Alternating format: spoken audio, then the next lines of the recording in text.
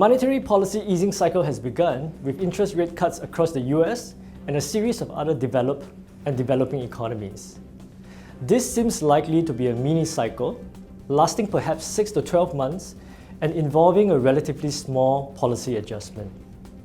Why a mini easing cycle?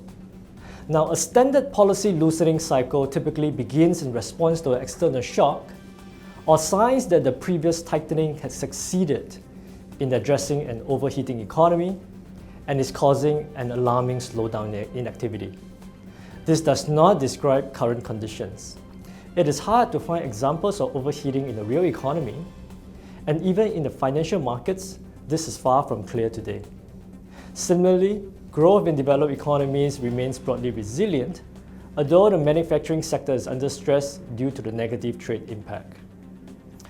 This mini easing cycle largely reflects the failure of inflation to respond to the extended economic expansion and tighter capacity, and increased economic downside risks from trade uncertainties.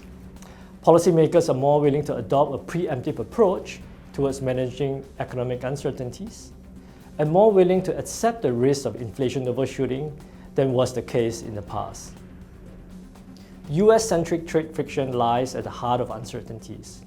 Despite an uneasy truce at the Osaka G20 meeting, underlying tensions between the US and China remains. Trade conflict between the US and Europe might also intensify ahead.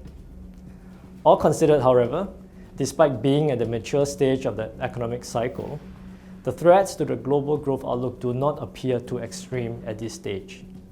Growth was always likely to slow once the US fiscal stimulus from 2018 faded. Trade friction is a clear concern, but can be at least partially offset by the monetary easing cycle that is underway.